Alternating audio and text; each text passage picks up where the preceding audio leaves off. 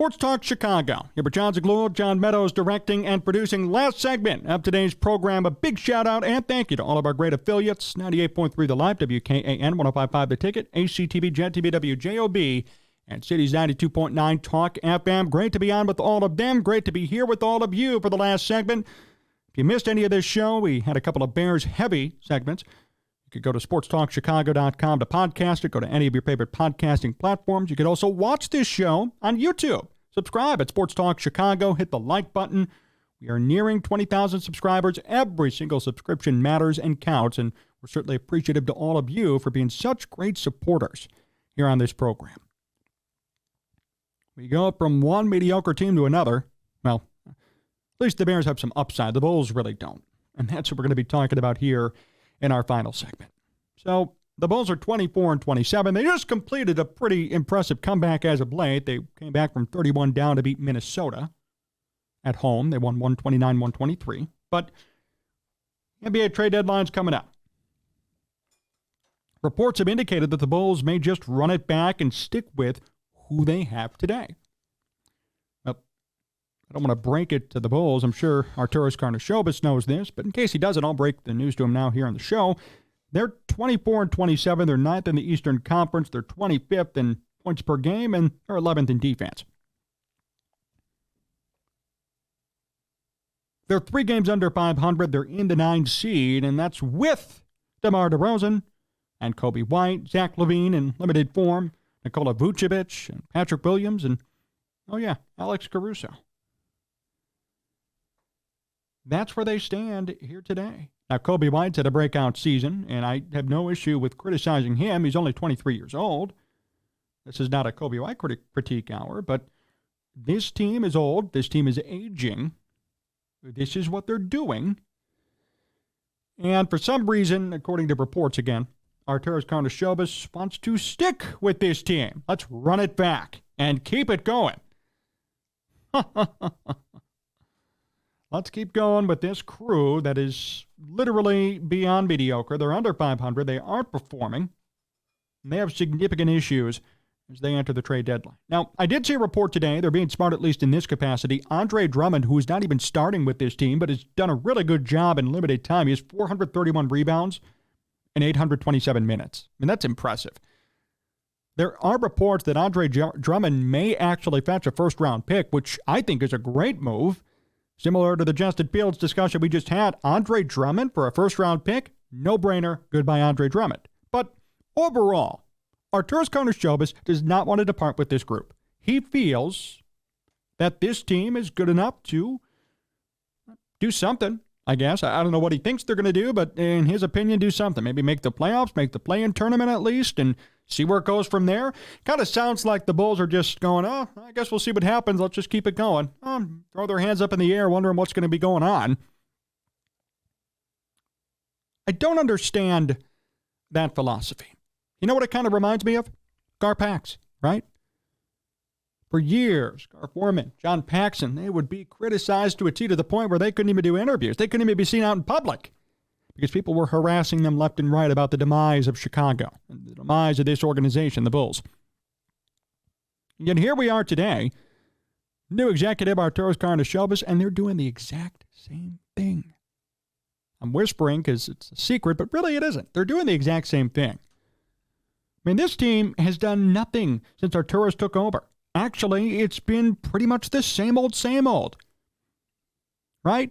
Arturas took over during the COVID season. They went 31-41. They should have done much better than that. They had a late season collapse. 21-22, they went 46-36. That was their best year. Then back to 40-42. Now this year, they're 24-27. There's been no improvement whatsoever. Now you're in a situation where you have aging veterans that you're still paying, like DeMar DeRozan and Nikola Vucevic and Zach LaVine. This is the core that you decided to invest serious money in. And I hate to break it to you, Arturas and company, but they're not performing. You invested money into players who have names who are not performing. This is as if the Cubs stuck with Javier Baez, Chris Bryant, and Anthony Rizzo. And as many of you recall, those 2018, 2019, 2020 seasons were horrendous for the Cubs. Didn't even make the playoffs some of those years.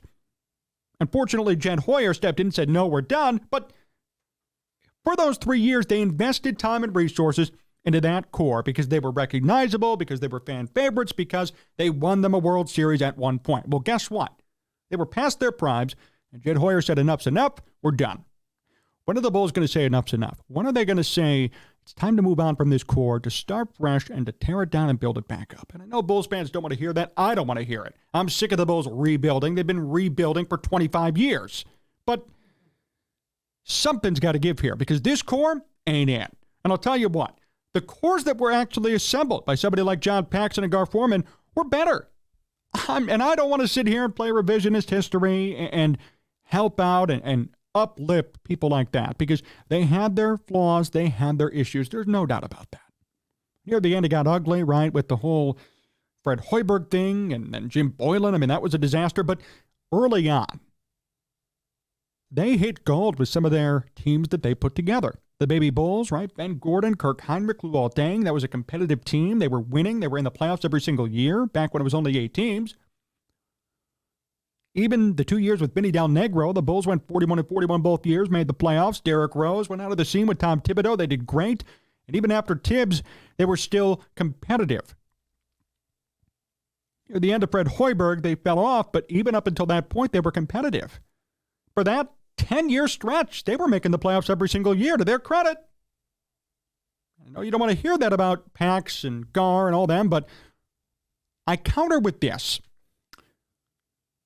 What has Arturas Karnisovas done? What is his era going to be defined as? How do we define what he's done in his 4 years in Chicago?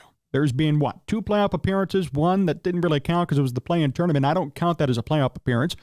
And the other was a legitimate one where they went 46-36, but should have been much better, but they collapsed near the end of the season. I mean, how do we justify, or how do we compile and look at and judge his era as the Bulls executive? And I'll tell you what, I'm not impressed. For all the crap that Gar Pax got, they at least put up results for about 10 years. Then it got bad. Then it was bad. But Arturas has won only 46 games in one season. That's his high. Gar Pax was doing that without Derrick Rose. When Derrick Rose got hurt, people were saying they should be fired because Rose got hurt and now they can't do anything. And here we are today, and they've got a bunch of aging stars who really aren't even stars anymore, who are not performing, or not performing together, at least, and working together as a team to win. They choose to do nothing at the trade deadline. They choose to stick with what they have. I don't like that. Don't like that. Arturas Karnisovas has to look at this team objectively and consider what they are. And here's what's funny about Arturas. You all recall when he started, he got rid of everybody that was connected to Gar Pax. Not kidding. There's only one player who's connected to Gar Pax who's still on this team. It's Kobe White. I'm not joking. Everybody was gone. Zach LaVine's still here, I guess, too. You could count Zach LaVine, but everybody's gone. And I remember when they took over, this was during COVID. They were tearing the team apart. And I was like, yes, this is what you should be doing. Out with the old, in with the new. Get rid of all these guys who are here because Gar Pax brought them in. Bring in fresh life. Make this team your own. That's your job. Yet now here we are, and now all of a sudden Arturas is taking the Gar Pax approach of these are my guys, I don't want to get rid of them. Well, you came in with the approach of I don't care who you are, if you don't perform, get the hell out. Now, all of a sudden, it's switched. Now it's these are my guys, I can't get rid of them, we're not going to make any moves, we're going to be conservative. Conservative? You're 3 games under. You're in the 9 spot. You're not doing anything. It is time to blow this team up. And it is time to move on, whether you like it or not, Arturas and company. It's time to move on. This is not the situation that you want to be in. And I'm honestly surprised that as we sit here today, the Bulls have no plans for this deadline. No plans to get rid of people that they currently have. No plans to, move on from what their mediocrity has been, and no plans to look towards the future, because if they were going to look towards the future, they'd get rid of their veterans and stack up draft picks. They're not even doing that. They're sticking with what they have. They're sticking with Zach LaVine and Nikola Vucevic and DeMar DeRozan. It's frankly a boring combination. And it's not a slight towards any of them individually. They're all individually talented basketball players. But as a group, they're just boring. They don't win. They are just kind of names like B, maybe, like a 1A, 1B sort of names.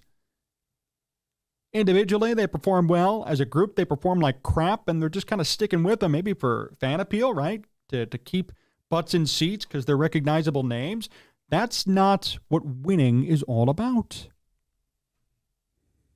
That's not what competitiveness is all about. I implore Chicago, the Bulls, if they're listening to this program, to think outside the box. Arturas Karnisovas should not be taking the lead or taking the strategy that Garpax took. Because the strategy that Garpax took got them fired. And the strategy that they took had them win nothing. 0. They won for 10 years, then they stopped winning, then eventually they were fired. Why is Arturas doing the same thing that they did? I don't get it. And I don't support it. This Bulls team needs a teardown and a rebuild. They need a rebrand. Frankly, they need more than a retool even. They need a full-on hardcore rebuild. This is not where they should be right now. This is not what they should be doing.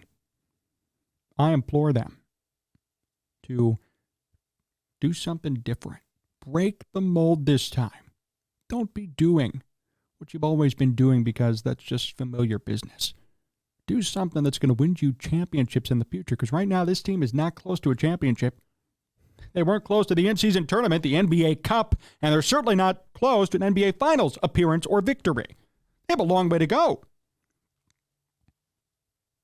This team needs to change, and I hope that they do something this time around in the NBA trade deadline. On that note, that's going to do it for us here today. Appreciate everybody for hanging out with us and tuning in. Big shout out to Michael H., who gave us a donation here on YouTube, $10. Really appreciate that, my friend. And we enjoyed today's program. You can follow us everywhere at Sports Talk Chicago. Subscribe to the YouTube channel as well at Sports Talk Chicago. Hit the like button. And a big shout out to all of our great radio and TV affiliates once more. They do a great job of airing our show every week. 98.3 The Life, WKAN, 105.5 The Ticket, ACTV, JED-TV, WJOB, and Cities, 92.9 Talk FM. We enjoy everybody hanging out. Big thank you to John Meadows, directing and producing. Thank you to all of you. We will see you next week. But until next time, so long.